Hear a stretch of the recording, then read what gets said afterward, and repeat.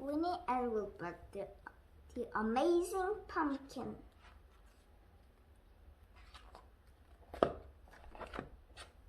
Winnie the Witch ate lots of vegetables. She liked broccoli, cauliflower, cabbage, and parsnips. She really liked peas, carrots, beans, potatoes, and spinach. But she loved pumpkin. She loved pumpkin soup, pumpkin pie, and pumpkin scones with pumpkin seeds on top. But most of all, she loved roast pumpkin.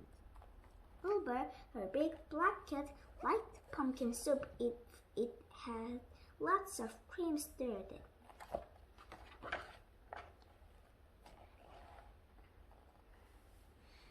Every Saturday morning, Winnie would jump onto a broomstick. Wilbur would jump onto her shoulder, and they would zoom off to the farmer's market to buy their vegetables. That was easy, but it wasn't so easy coming home.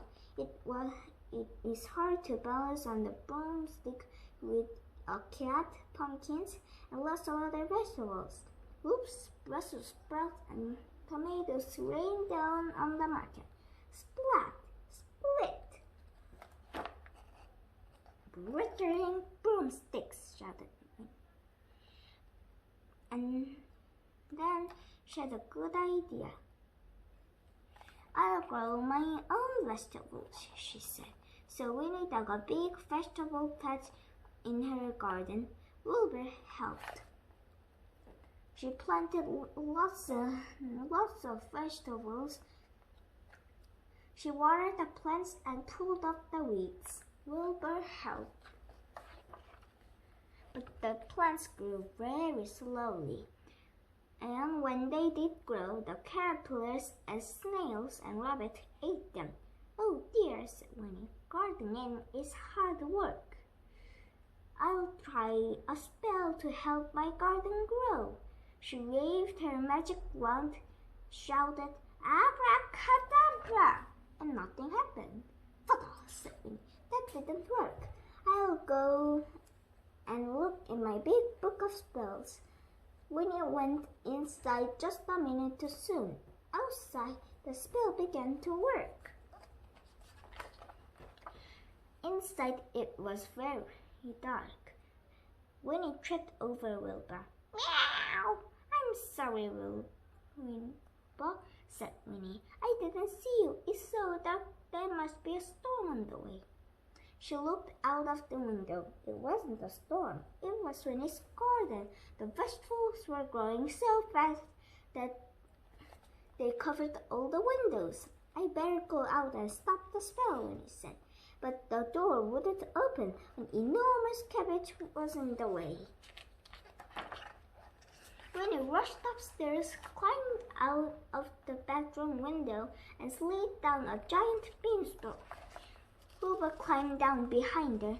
This is fun, he thought, until he met a giant caterpillar. Ow! Everything in Winnie's garden was enormous, gigantic, stupendous. A beanstalk was growing up into the clouds. The cabbages were as big as cows. The rabbits were bigger than cows. An immense pumpkin vine was curling around Winnie's house. And there on the roof was a huge pumpkin. Oh no, shouted Winnie. The pumpkin will squash my house. She waved her magic wand, but just as she shouted, Abra, crash, cadabra, the gigantic pumpkin crashed to the ground. Winnie's enormous, stupendous garden shrank back to the way it was before.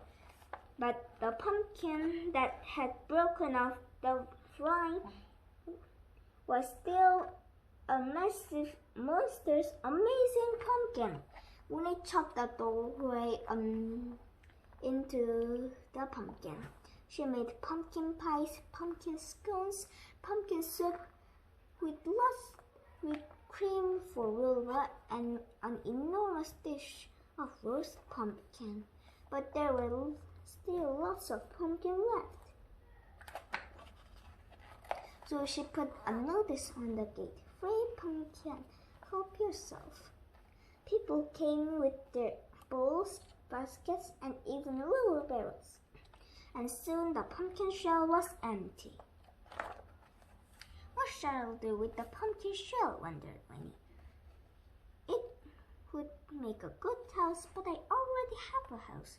One of my friends once changed a pumpkin into a coach, but that was a special occasion, and the horse might be a problem."